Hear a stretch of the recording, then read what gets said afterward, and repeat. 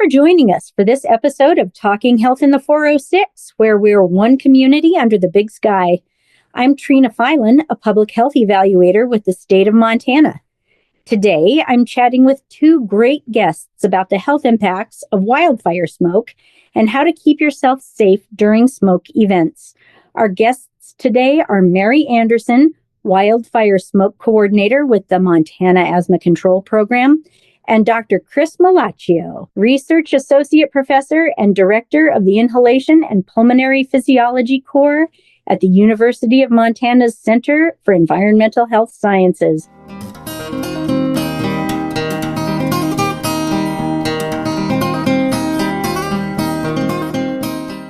Welcome to both of you.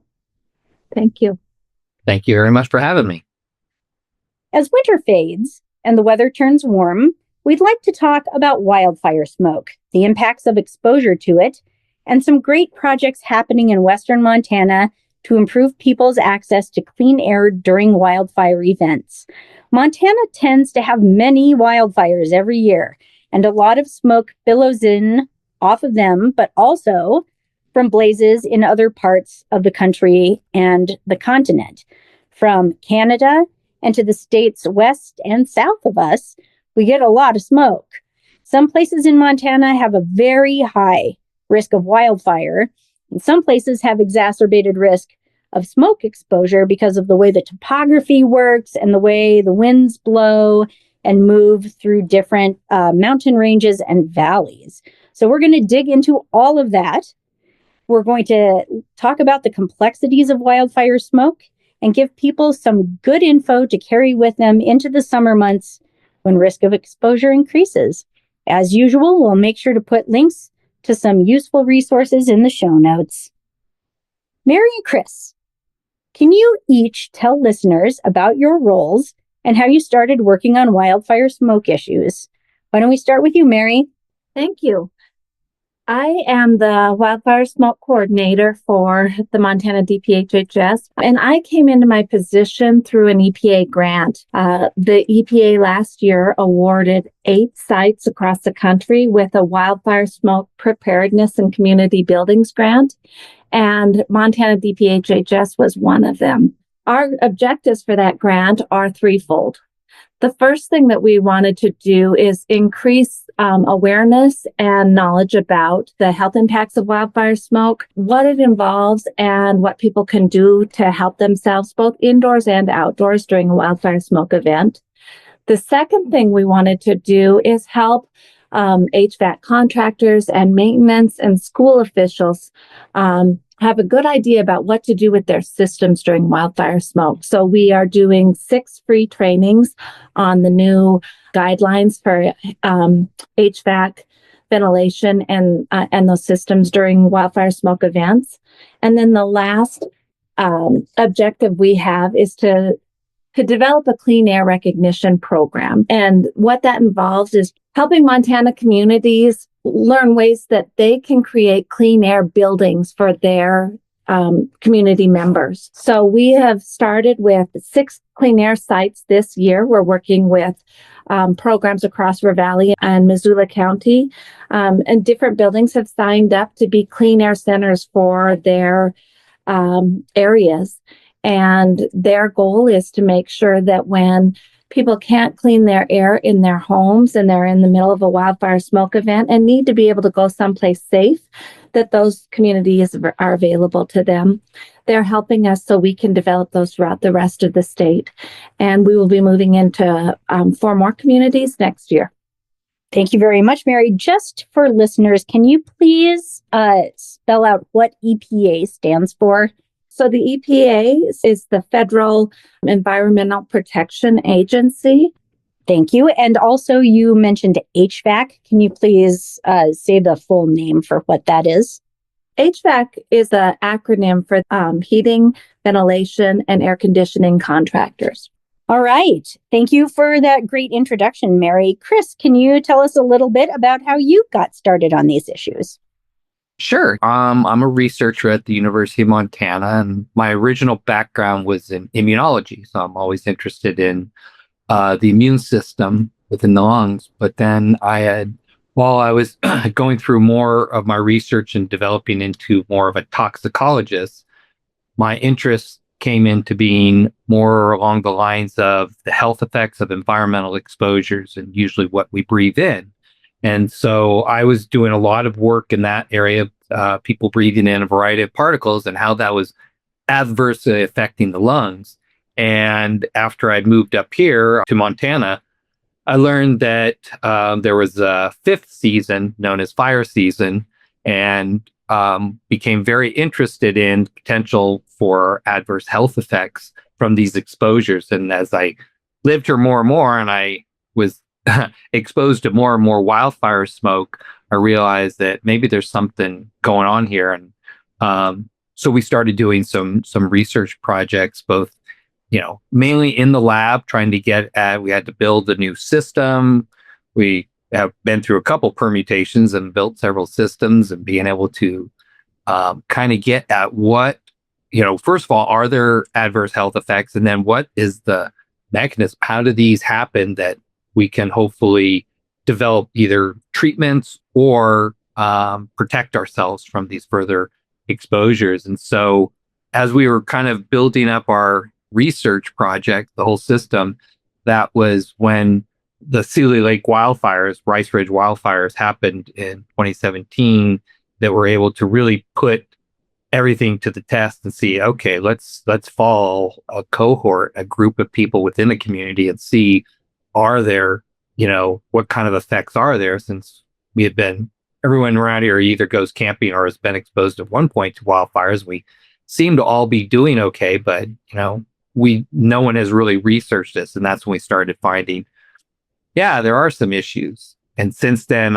we've developed collaborations across the United States with a variety of people, and trying to get at really understanding the mechanisms of these exposures, on these effects from these exposures.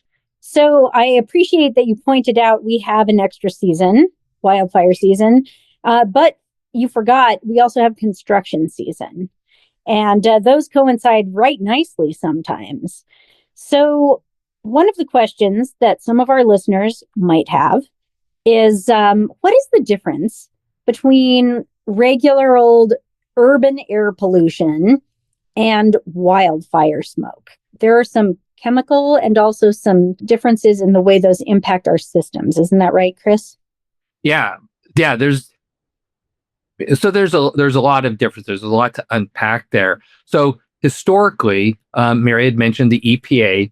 They did studies historically looking at air pollution and determining, okay, what are acceptable levels? At which point do we know we start to see adverse health effects, increases in respiratory disease and things like that.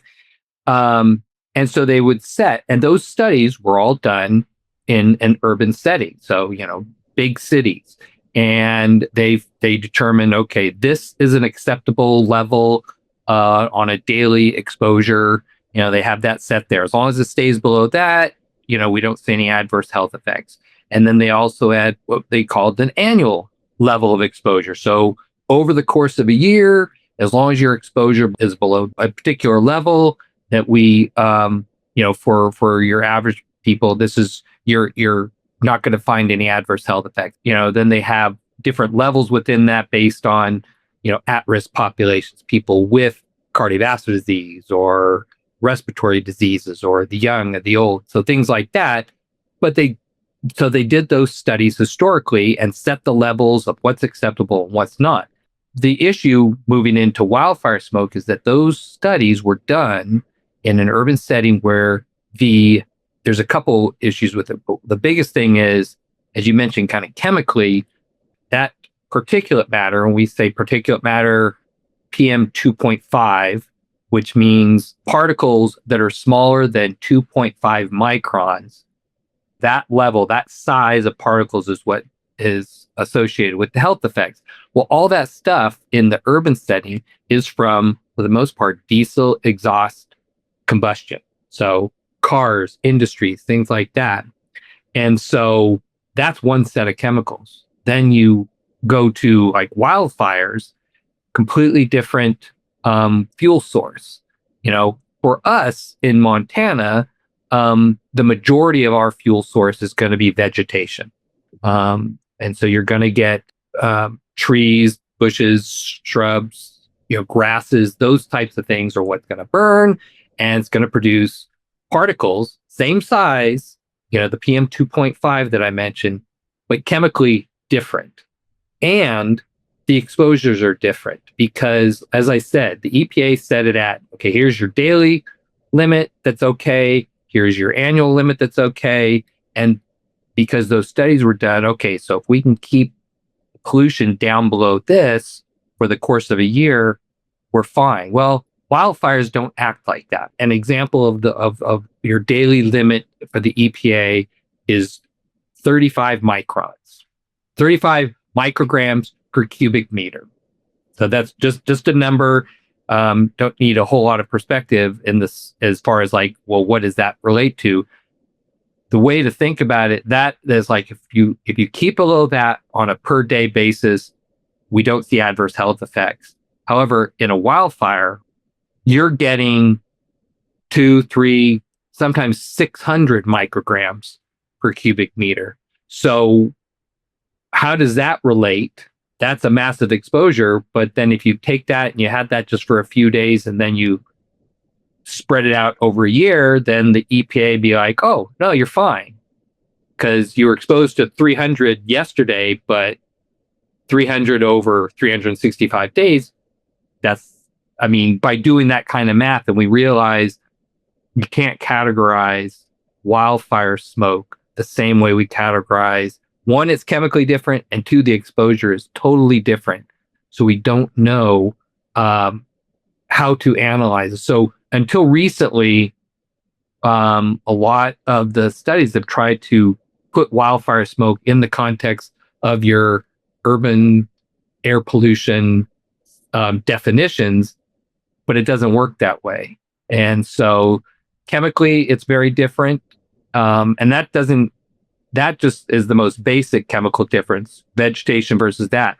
That doesn't get into what we call the wildland urban interface, or WUI, WUI, which is where the forest comes up against the urban setting. And so you get fires that include both vegetation and man-made structures, and the chemistry from that is significantly different. And we're still trying to understand, how do we compare?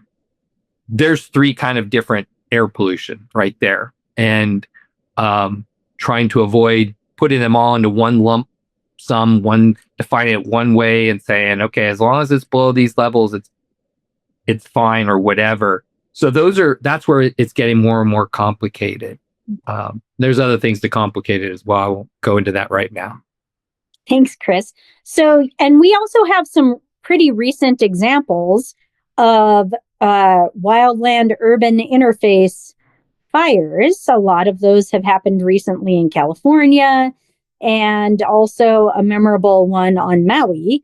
So those all have different chemical constituents than just a wildfire that doesn't hit structures. And that has different chemical constituents and exposure than average urban exposure. What does any of this do when it enters your body? When somebody breathes in smoke, what does it do? Those are obviously some of the big questions. And this is a very young field of research as we're getting into this, and mostly because there's been increasing wildfires, so there's been more and more interest in this. Certainly the wildfires in Canada brought this to the forefront of almost the rest of the world, certainly the East Coast. But for me, I look at the lung. So when we breathe in these particles, and I said the 2.5, PM 2.5, use it as the term respirable fraction. So those particles smaller than that are able to get into the lungs, and they can have a couple different effects. For myself, as an immunologist, I'm interested a lot of how it affects the immune system. So in the studies we've done, we found that the wood smoke particles that are inhaled have an adverse effect on these cells called macrophages. The macrophages are in the air spaces. Their main function is to basically gobble up anything that shouldn't be there. So any types of particles, bacteria, viruses, they're the kind of the first line of defense to keep things from getting internalized. But the wildfire smoke particles, we know, adversely affects their function. And so there's lots of studies that in these types of exposures, there's higher incidence of respiratory infection as one example. So that's always a concern, is this adverse effect on a person's ability to fight infections and fight what normally wouldn't be a problem. And then we also have found that there are adverse effects on lung function. There are people with respiratory, like asthma or COPD or cardiovascular disease. We know that these exposures can exacerbate their health conditions. We have increased incidences of people visiting the ED who have asthma or COPD, even cardiovascular disease. There's a higher incidence of people going into the emergency room to be treated for exacerbations, angina, or things like that. We don't know the long-term effects. Those are always difficult, trying to get in the laboratory to understand how long do these potential effects last. We've done, in our study in Sealy Lake, we found that it can last up to 2 years post-exposure if it's bad enough exposure. So there are other groups that look at the effects on neurological effects of these types of exposures. It's not my field, but they are finding neuroinflammation from these exposures, both in humans and mouse. Mostly, I think they're mouse animal studies. There's lots of things that we're just now looking at. Other groups that are looking more outside of the lungs, like what happens, systemically from these exposures. Thanks. That's really interesting and much more complicated and complex than people probably were thinking. So you mentioned a few vulnerable populations, older people, younger people, people with cardiovascular disease, people with lung diseases like COPD and asthma. Are there any other vulnerable populations when it comes to wildfire smoke exposure? I'll say, the big concern, certainly anybody with a pre-existing condition and the elderly. There's a big concern for childhood exposures. And that because they're still developing, and that is, they're still trying to get a really good handle on at which point, there's discussion on at which point are they not as susceptible, but the same exposure between the child to get that an adult will get is probably going to have longer term impacts than the child get because of developing lungs and neurology. I would add a little bit to that. One of the groups that I've been working more closely with is people who are pregnant, because and when you think about wildfire smoke, and that the danger is breathing that into your lungs, and the fact that those particles are so small they go right to your lungs. Any population that is going to be breathing those in more heavily are going to be more affected. So when you're pregnant, your breathing rates and your heart rate is up. It can be up as much as 50%. So in those populations, they're breathing in more air, and they are finding some links to preterm birth and to gestational diabetes, as well as lower birth weight babies in women who are pregnant. So that's one population we really want to make sure we're getting more information out to. The other one is outdoor workers. So a lot of my work has just been focused on making sure that people who work outside realize that, first of all, a lot of times they're working more intensely because it's physical labor. So their breathing rates are up, but they're being exposed to that wildfire smoke when we're telling everyone to go inside. So that's the other population that it's just really important that they understand there are precautions they need to be taking. And if they can't take them during the day, if they have to go outside, there's some things that we want them to do at night, just to make sure that we're reducing that inflammation as much as we can and keeping them out of the smoke. Thank you both very much.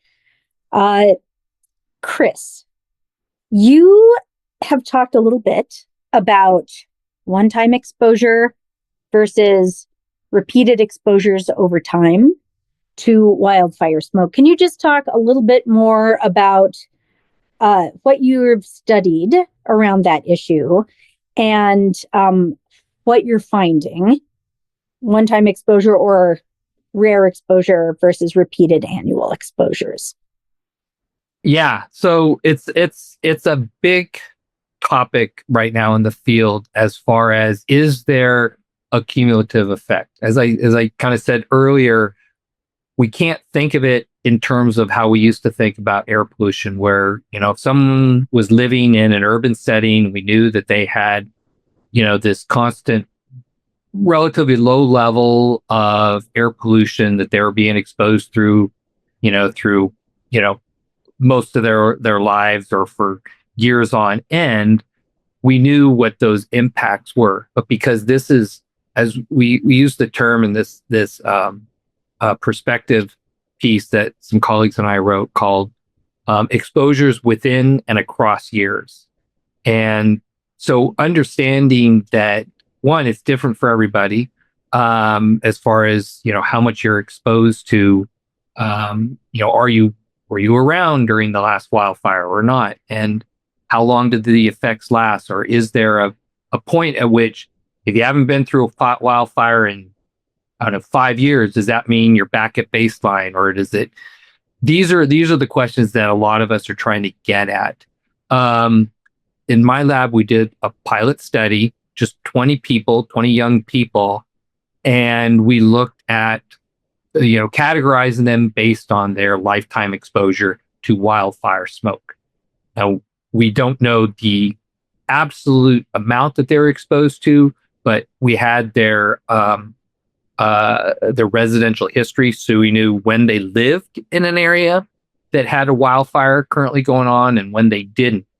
And so we did find that, one, the more time they had lived in Missoula, the greater their, what we call the wildfire PM 2.5 burden was, which makes sense because Missoula County is the highest wildfire smoke exposure county, and Raleigh second within the state, historically, at least within the last 30 years, I think.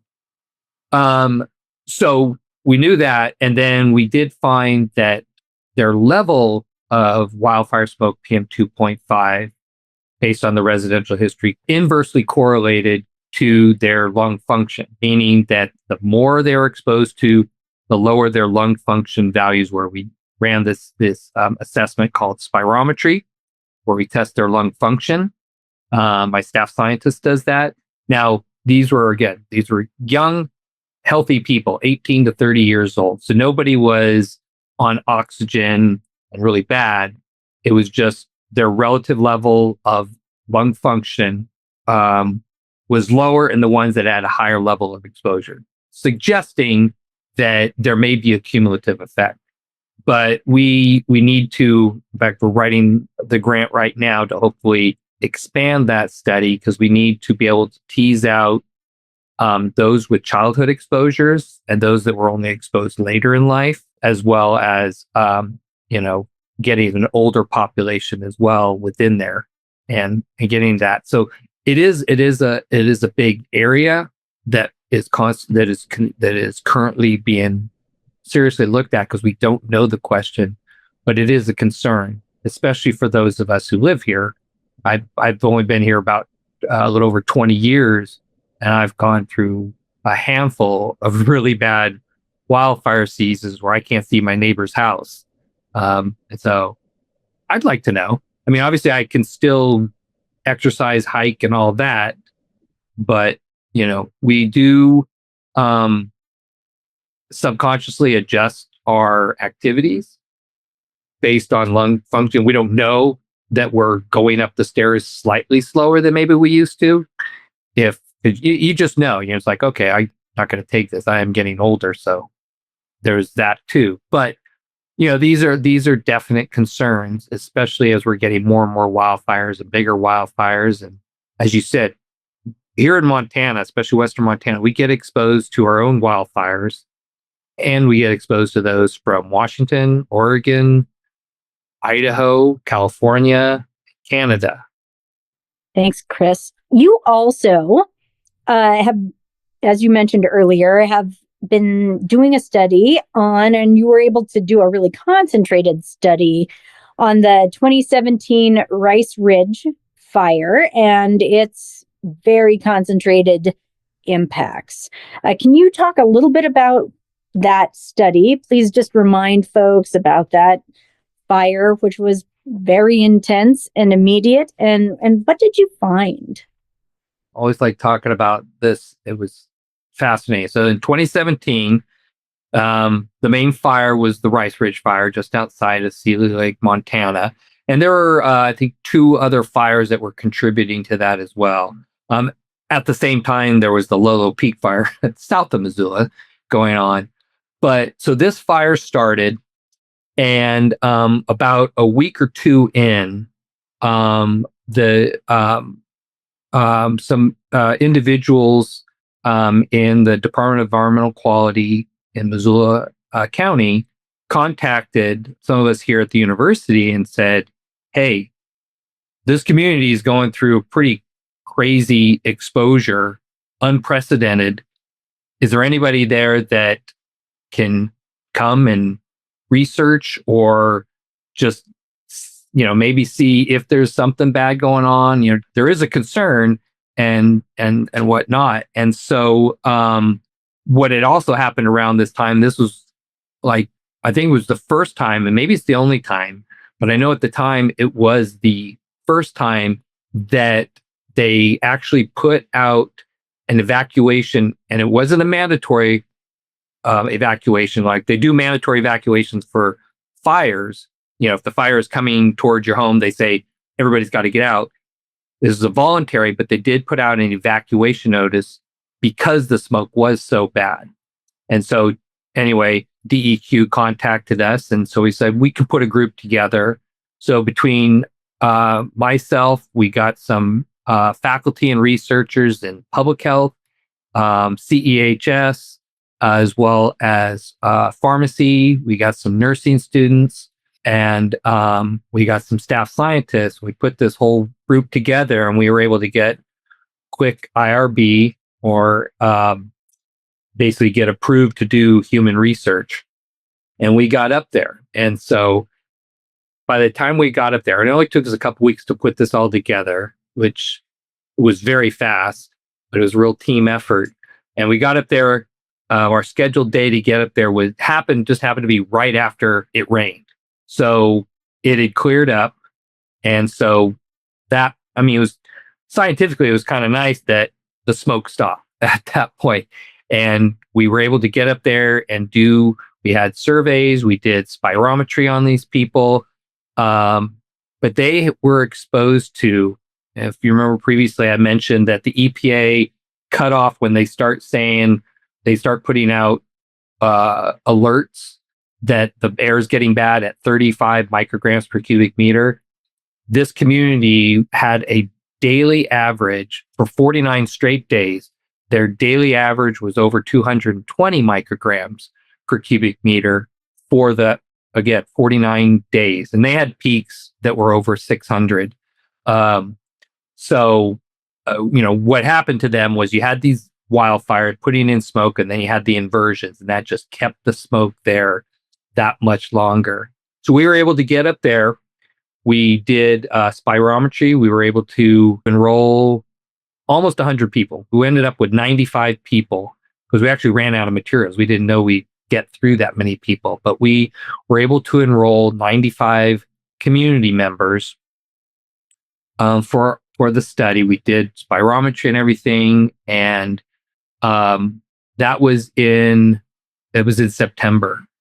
And with that ability, we put in what's called a rapid response grant application to NIEHS, which is National Institutes of Environmental Health Sciences, which is part of NIH, and they have a program called this rapid response that if there's some sort of disaster, because normally it takes a year plus to apply for a grant, get it reviewed, and get it accepted, and finally get the funds to do the work. This rapid response, the turnaround is just within a few months. Historically, the program had been used for hurricane studies. The hurricane hits, they apply for funding to get this within a few months so they could get there on the ground and do whatever research. So ours was the first to do the rapid response for wildfires. And so we sent that in November, and we were awarded the grant the beginning of March. So within just a few months, we were able to get that. And so we were able to go back to Seeley Lake and reevaluate the people for the next 2 years and do that follow-up on, which was unique because historically wildfire health effects research, smoke, was all just done epidemiologically looking at hospital records. So they would look at hospital records, ED visits, before, during, and like 1 or 2 weeks after a wildfire event. And they say, yep, there's an increase in people coming in for cardiovascular issues or respiratory issues. But then once you get past, it was just global. They weren't following individuals. This was one of the first times you actually got to follow individuals and see on an individual basis what changes might be happening. And so we went back there the following year and then the year after that, and we were primed to go back the third year, but then this little thing called COVID came around, and we decided not to do lung function assessment during a pandemic. So we stopped there. But what we found was that at 1 year and 2 years post-exposure, there was a significant change in lung function. There was a decrease.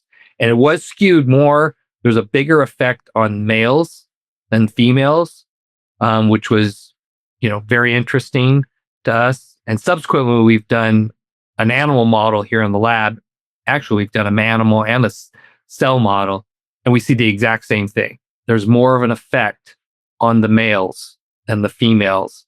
We're still trying to figure that out, and trying to understand why that is. And there's other diseases in human nature that there is this sex difference, but going back and reevaluating the same people for the next 2 years was a real golden opportunity. And every year I would go back and to their community meetings and present my data and say, here's what we found. And they would answer any of their questions. And so it was really interesting. It was, kind of groundbreaking in what it started to open up, for others to look at. Wow. That is really a cool sounding study. It would be great if the opportunity had never come up. But because it came up, it's great that you were able to do that study. Chris, there were a few acronyms that you said, so I'm going to ask you if you would please say what CEHS is. Oh, that's Center for Environmental Health Sciences. And you said DEQ. Oh, Department of Environmental Quality.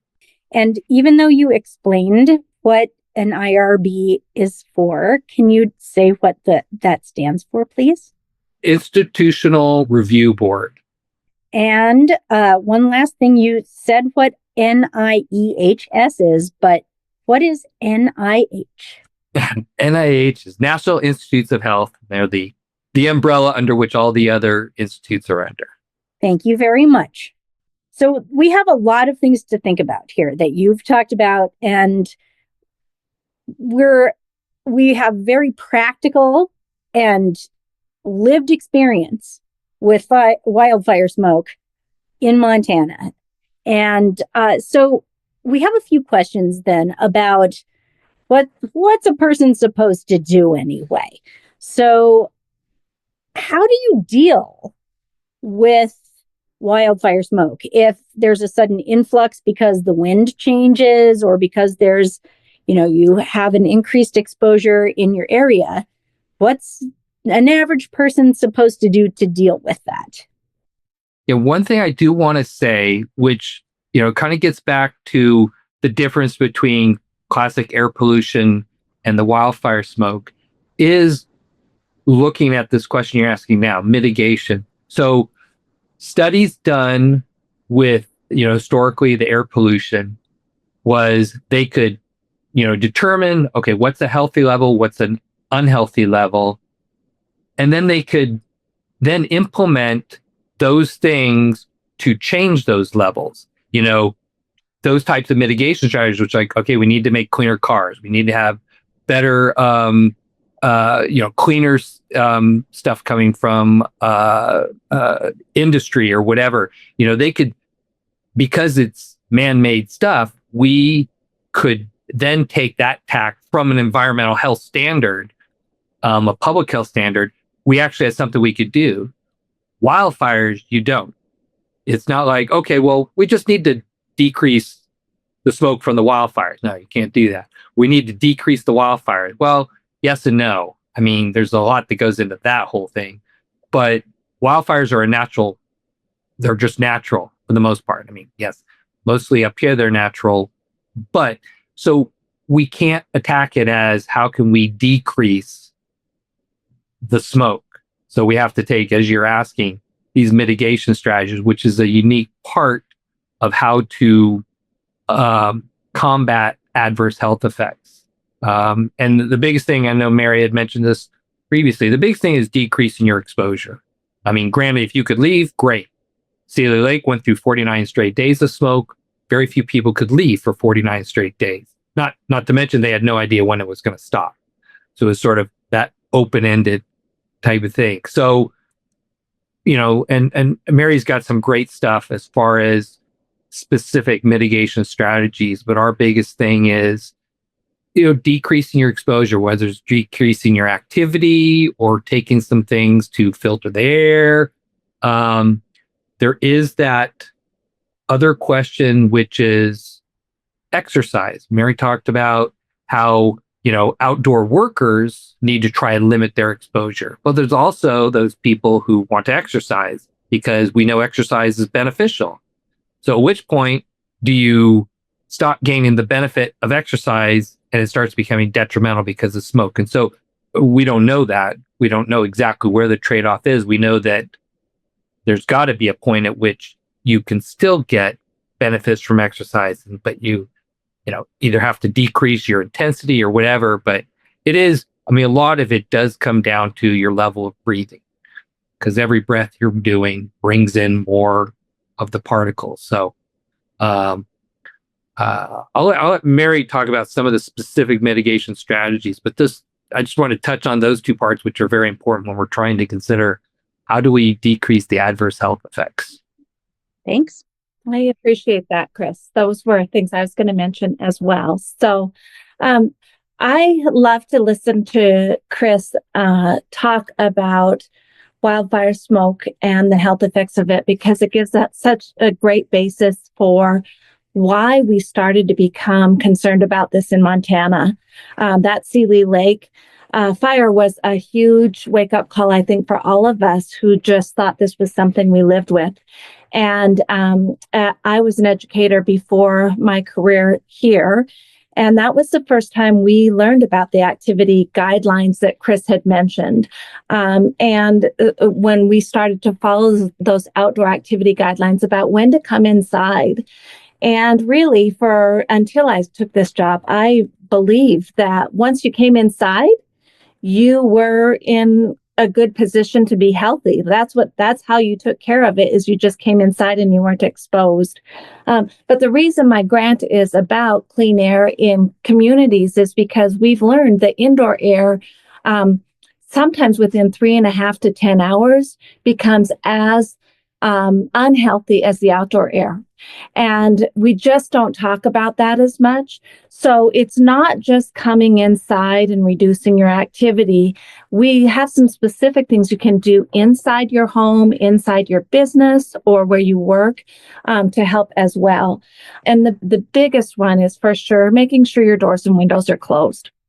That is going to bring that time down, and it's going to help keep some of those smaller particles out, but it's not enough. We also, a lot of us live or work in older buildings or buildings that have cracks in our doors and windows. Those are things you can take care of in the spring because every crack is a place where that air is going to get through. The things that everyone can do is to keep your doors and windows closed and seal those cracks in your doors and windows. The next thing that we always recommend is purchasing a HEPA air cleaner. Those HEPA air cleaners, the links that we've given have the best type to purchase, but most of them do an air exchange. If they're fitted for the room, will clean your air 4 times in an hour. So that makes the air in your home cleaner. And it may not be enough to clean your whole home if your system isn't big enough, but you'll keep it in the area where you spend your most time. Now, some people have said, I can't afford a HEPA air cleaner. So if you purchase a box fan and a filter, at least a MERV 13 or higher, you can make your own filter with those. And I have those directions linked in the system as well. But those have been equally effective. What Missoula County Health Department recommends is you run that on high for 15 minutes. And then sometimes the noise is a little too much, so turn it down to low. It will still filter the air within about 45 minutes to an hour. And it works for people who can't afford a HEPA air cleaner. And then one thing that we don't think about is what we are doing in our homes that create unhealthy air all the time. So especially when you're not keeping your doors and windows open, make sure that you are not cooking on the stove. That creates pollutants. Try to use cleaners that don't have a lot of chemicals in them, and then just avoid smoking or burning any kind of candles. One of the things that happens is that smoke events happen at the same time as heat events. And so people who don't have air conditioning are making the choice between being too hot in their homes or having clean air. So what we really ask is that they have the air quality site bookmarked.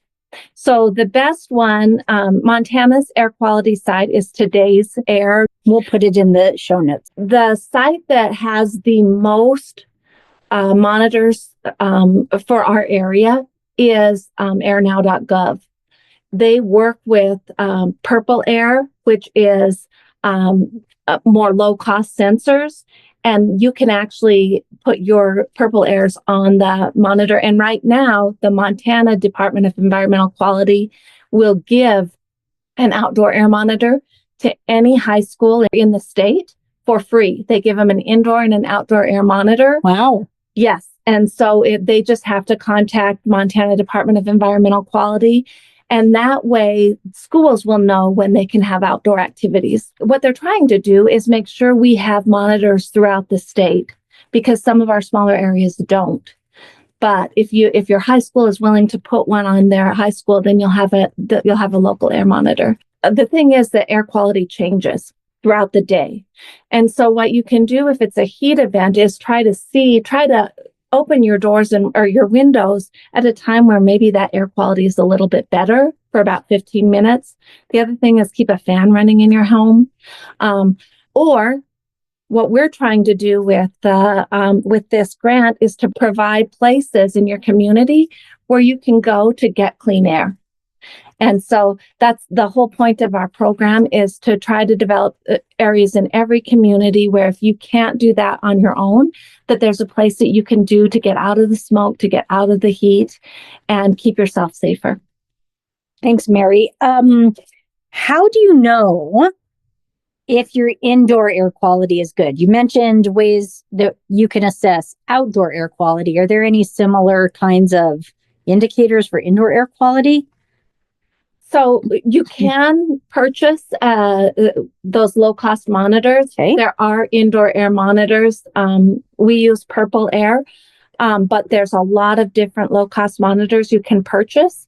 But those may be too expensive for people. What I would say is assume that if the outdoor air is unhealthy, that your indoor air needs to be mitigated, that you need to be doing some things indoors to protect your air.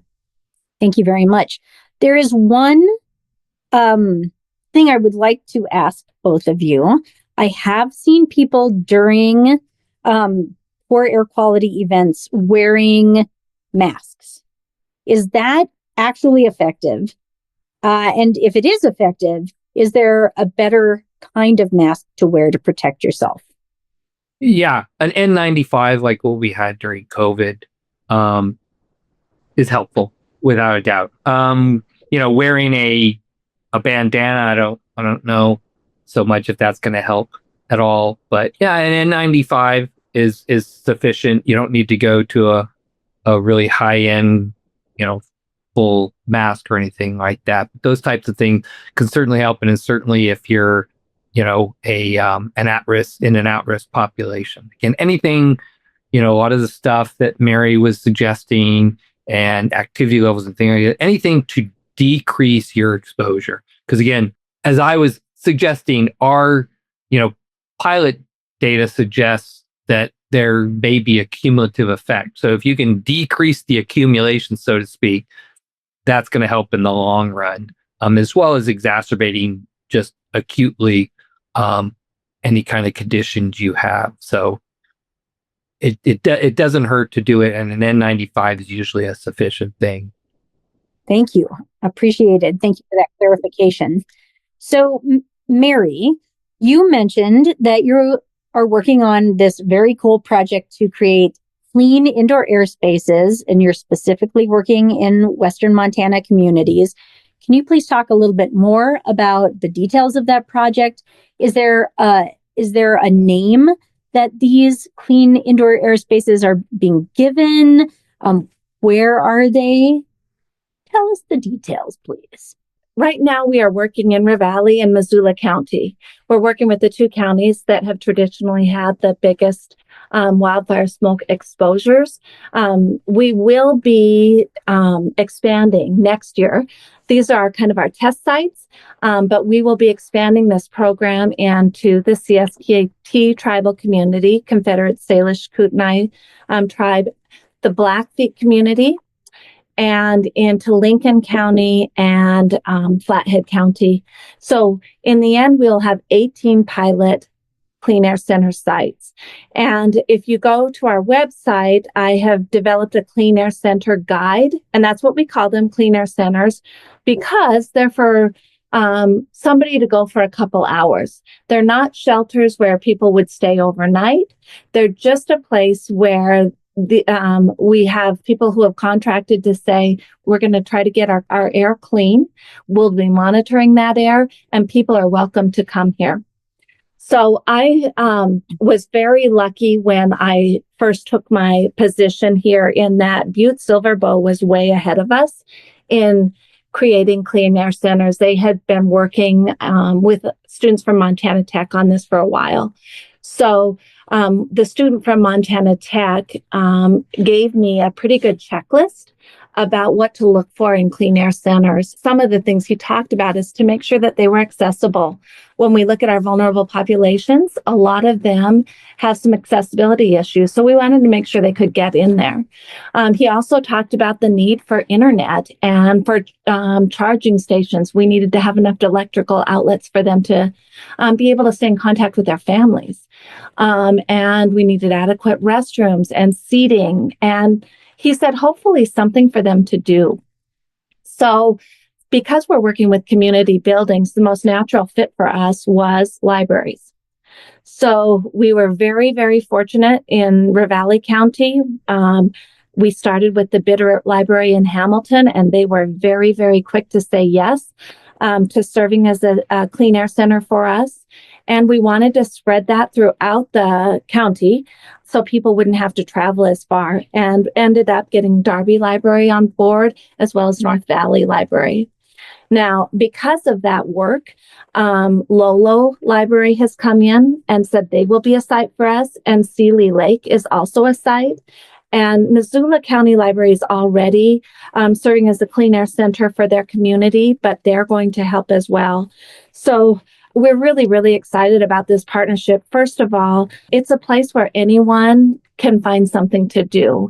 And they are every library that I'm working with is creating activities. So in the morning, we're going to have an activity so kids can come in, and we'll have a story hour and we can talk about air quality. In the afternoon, we can do something like show them how to make box fan filters, or we can have a senior activity. So it feels like they're getting out of the air. They're doing what they need to do to be healthy, but also they're not just sitting. So we were very, very fortunate for that. In that Clean Air Center guide, there is steps for anyone throughout the state. If you would like to develop a clean air center, whether you're a library or community center or a senior center, if you'd like to provide that for your community, you can go through that checklist. So we're super excited about that. The other thing that I was asked to do was to create toolkits. I work a lot with emergency services and local health departments. And what they asked for is resources that they could just grab and be able to disseminate quickly during a wildfire smoke event. So if you go to our website, there's 2 toolkits. There's one, it's just called the Wildfire Smoke Response Toolkit. And all of our education information is in there, but it also has templates for people in the community to be able to talk about wildfire smoke events. It has different social media posts already canned and ready to go, and informational flyers. And then there's a school one as well. One of the things that I know from working in schools, that's where a lot of parents get their information. They may not always watch the news, or they may not always pay attention to what's going on in the community, but they always look at their kids' homework. So through the schools, we have a school response toolkit. Again, it has some email templates to send to parents and teachers. It has who are your vulnerable populations, but it also has activities and lesson plans for every grade, so kids can take that information home to their parents. The Department of Environmental Quality has done a great job of making sure high school athletics understand the dangers of being outside during poor air quality times. But our younger kids and our younger coaches don't have access to that information. So we're hoping that by having that school response toolkit, we'll be able to disseminate that information to those younger ages as well. Thank you. That sounds so good. And I have taken a look at those toolkits. They're beautiful. They're easy to access, and we'll make sure to put the links to all of them in the show notes. A question for either of you. Is there something, or are there a few things that people can do if they're exposed to wildfire smoke to recover fairly quickly? Can you drink water? Are there electrolytes? What kinds of things can you do to help yourself feel better? When Chris was talking about wildfire smoke exposure, there is a big concern about permanent damage or long-term damage that happens. But there has been a little bit of research done with wildland fighters. And there are a few, although we continue to see throughout the season that their performance and their time of recovery is definitely shortened throughout the season. There's some recommendations that have been given to them. One of the things that they talk about a lot is fire and heat dehydrate. And when you're thinking about toxins going into your bloodstream, what we want to do is give our liver and our kidneys the best chance of filtering those out as much as we can. So the more water we can drink, the easier it is for our kidneys and livers to filter out some of those chemicals. So one of the things that could make a difference is just making sure you're staying very hydrated. The other things that I talk about and when I talk to athletes is to think about this inflammation in your body as a sprained ankle. It's inflammation. And so with inflammation, you want to rest. You're going to want to sleep more for sure. You are going to want to sleep with a HEPA air cleaner. You're going to do whatever you can to take that pressure out of your lungs. So when you go to bed at night, have a cleaner in that room so it's making it easier to breathe when you're trying to recover. And then the last thing I'd say is just think about what foods they tell you to eat when you're injured. And you want to eat foods with antioxidants in them. So they are things like dark chocolate, berries, kale. You can look those up, but you want to look at anti-inflammatory foods. It's not going to hurt, and it may help with recovery. So for sure, stay hydrated. Use a filter when you're sleeping. Sleep. When you can get out of that air, rest. But also maybe look at just getting more antioxidant foods in your diet. That all is definitely reasonable stuff to do. I agree. Thank you. I think this is really good information to share with folks because in summer, we want to do stuff, right? It's time to go run around. It's time to go hike. It's time to go be outside. And there are times we should not be.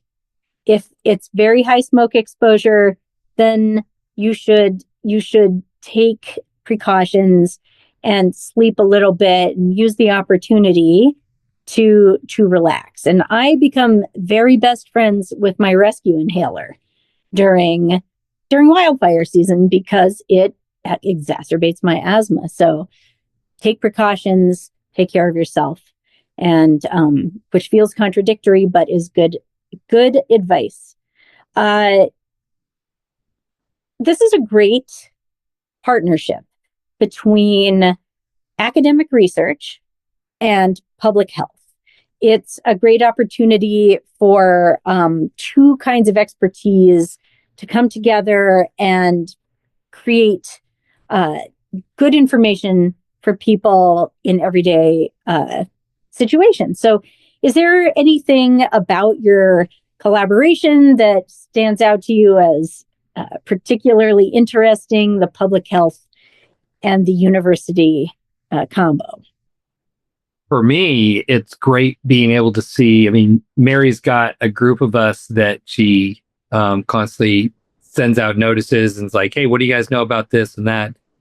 And I'm not always talking with those colleagues of mine. So it's good to see some of their replies, and I'll reach out to, John or something like, oh, wow, what are you seeing on this type of thing? But it's also important for me as a researcher to get out of the lab, so to speak. If not physically, at least understand what the interaction, the interface is with the public and how best to get that information out, how Mary is helping get the information out and educate the population. And then what are the questions that she's getting that I can, that sometimes incorporate into our research, or at least our thought process as we're developing our research project. It's very important as we, every so often, our group, which is very bench science type of group for the most part, we always, every so often, we take a step back, like, okay, let's remember why we're doing this. We can get so stuck in the weeds that was like, okay, our whole point is improving the human condition. And so we have to keep reminding ourselves, here's what the concerns are from the people. Like, they don't understand everything that's going on, but they want to know A, B, and C. It's like, oh, okay, yeah, right. We can answer that, or we can actually ask those questions too in the lab and hopefully get them some answers. So it's always important for us in these fields to keep coming back to the why we're doing what we're doing. And that's the ultimate thing, is we're just trying to do our best to improve the human condition, understand what's going on and what we could do to help people. So I would say I was brand new to the field of wildfire smoke and really chronic disease last year when I started. And one of the things that I have loved about working with there's a lot of researchers at U of N that are doing amazing work. But I would say what I love about working with the researchers is the same thing that I love about working with the Department of Environmental Quality and the National Forest Service and a lot of our non-government organizations that are involved in this work is I feel like we at Montana DPHHS have the capacity to bring everybody together. And there's so much work going on. Emergency managers are doing great work and the health departments are doing great work. And we needed a place where we could collaborate and figure out what everyone else is doing and start to share resources. So the information that Chris gives me, I give to everybody I speak with. And when my emergency manager said, we don't have any supplies, when there's a wildfire, we get all these supplies from the disaster emergency services. There's nothing for smoke. I set up a meeting, gave us dollars to put together go packs for smoke events. So any emergency manager in the state can request that during a smoke event. So I feel like this is a brand new field, but people are working and wanting to work together. And I really feel like I'm just the person that brings people together. So I love that. And I also love to be a part of something brand new. In 20 years, people are going to go, you never thought that running during a smoke event was a bad idea? I feel like we're at the start of that. And we can really help move that forward. And I'm excited to do that. Outstanding. Is there anything either of you wanted to talk about that you didn't get to? Now is the time to bring it up. I would just encourage people to, if you're worried about the air quality in your community during a smoke event, to be reaching out to your health department and emergency managers because they will know air quality or what resources are available in your community. So we will be a site that will host as much of that as we can, but know that your local partners are really working hard. And we'll have that information for you. And please feel free to reach out to me or anybody here at Montana DPHHS in chronic disease so we can get you resources if this is something you're struggling with. Thank you, Mary. On behalf of myself and the crew behind the scenes, thank you so much, Mary and Chris, for sharing your knowledge, your stories, and a whole bunch of great resources with us today. If anyone listening would like more information on the things we discussed today, you can visit our website at talkinghealthin406.mt.gov. There, you'll find links to the information we discussed today. And if you haven't already, please remember to rate, review, and subscribe to our podcast. Until next time, be healthy and be well.